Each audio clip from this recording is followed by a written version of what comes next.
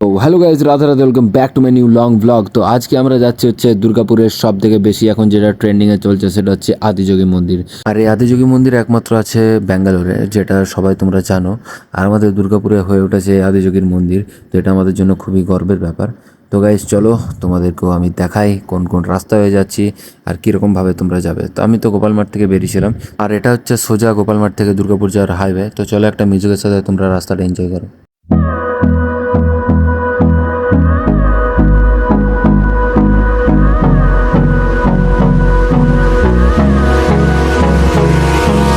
Hold me close till I get up. Time is barely on our side. I don't wanna waste what's left. The storms we chase are leading us, and love is all we'll ever trust. Yeah, no, I don't wanna waste what's left. And on we'll go, through the wastelands, through the highways, till my shadow turns to sun rays. And on we'll go, through the wastelands, through the highways.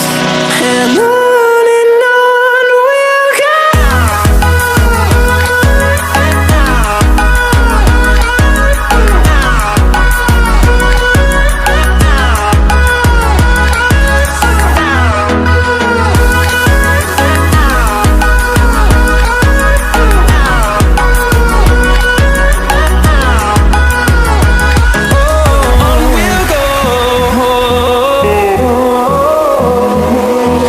তো guys এখন আমরা চলে এসেছি Durgapur bus stand. আর bus stand থেকে একটু এগিয়ে এলেই তোমরা দেখতে পাবে একটা ব্রিজ আছে।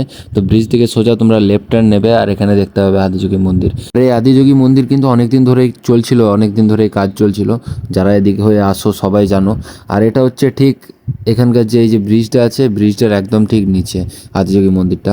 তো এটা আমাদের দুর্গাপুরবাসীর কাছে খুবই গর্বের ব্যাপার যে ব্যাঙ্গালোরের পর আমাদের দুর্গাপুরে এই ফার্স্ট আদিযোগীর মন্দির হলো। তো তোমরা সবাই একবার ভিজিট করো ভাই, মন্দিরটা গাইজ দারুণ।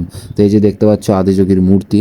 তো চলো আমরা এখন গাড়ি দাঁড় করাই, তারপর তোমাদেরকে খুব ভালো করে এটা দেখাচ্ছি।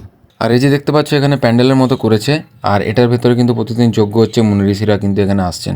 আর এটার নাম হচ্ছে শ্রী শ্রী আদিযোগী মনোকামনা মহাবীর মন্দির। তো তোমরা সবাই গাইজ এসো, এখানে তোমাদের খুবই ভালো লাগতে চলেছে। আর এটা হচ্ছে একদম ঠিক ব্রিজের নিচে। এখানে এসে যে শান্তি তোমরা অনুভব করবে সেটা ভাই আর কোনো মন্দিরে গেলে তোমরা পাবে না। এখানকার এতটা পবিত্রতা, এতটা ভালো লাগছে তোমাদের কি বলবো। তো এখন আমরা উপরে চলে এসেছি, আর উপর থেকে জাস্ট তোমরা ভিউটা দেখো ব্রিজের উপর থেকে। তো ভাই জাস্ট অসাম লাগছে। আর একটা গাছের উপরে জাস্ট মানে পেছনে একটা গাছ আছে মন্দিরটার, এই যে মন্দিরটার পেছনে, আর আদিযোগী বাবা তার উপরে কিন্তু প্রতিষ্ঠা করা হয়েছে এখানে। আর নিচে তো অনেকগুলো মন্দির আছে, মূর্তি আছে, তো তোমাদের সব কিছুই দেখাবো। এখন আমরা চলে এলাম ব্রিজ থেকে নিচে নেমে, আর নিচে নেমে দেখতে পেলাম যে একটা নন্দী মহারাজের মূর্তি তৈরি করা আছে, যেটা দেখতে ভাই খুবই ভালো লাগে। আর এটার ভেতরে তোমাদের যেটা বলছিলাম মন্দির আছে, এই একটা মন্দির হনুমানজির। আর এই যে মন্দিরটা দেখতে পাচ্ছ, এর ভেতরে দেখতে পাচ্ছ তোমরা গাছটা আছে। তো এই গাছের উপরেই কিন্তু আদিযোগী বাবার মূর্তিটা তৈরি করা হয়েছে। আর মন্দিরে যে গাছের উপর আদিযোগী মন্দিরটা দাঁড়িয়ে আছে, এটা যে মন্দিরের ছাদটা এটা কিন্তু খোলা। আর এখানে দেখতে পাচ্ছ তোমরা কীর্তন হচ্ছে, আর সবাই বসে আছে, সব ভক্তরা এখন আসবে, কারণ সন্ধ্যে থেকে শুরু হবে এখানে ভজন আর নাম কীর্তন। তো তোমরা সবাই এসো ভাই। সন্ধ্যের দিকটা তো ভাই আর একটু জমজমাট হবে, বাট আমরা অতক্ষণ থাকতে পারবো না। আমরা একটু ভাই জাস্ট ঘোরার জন্য এসেছিলাম আর ভিডিও করার জন্য। এখানে এসে যে ভাই এতটা একটা শান্তি অনুভব করলাম যে তোমাদের বলে বোঝাতে পারবো না। তো গাইস এখন আমাদের দর্শন করা কমপ্লিট, আর এখন বাজে হচ্ছে 5:30। আমরা এসেছিলাম ভাই 3টের সময়। তো আমাদের যেসব ক্লিপগুলো নেওয়া ছিল সেগুলো আমরা নিয়ে নিয়েছি। তো চলো গাইস এখন বাড়ি যাই, টাটা বাই বাই। তোমাদের সাথে আবার নেক্সট ব্লগে দেখা হচ্ছে।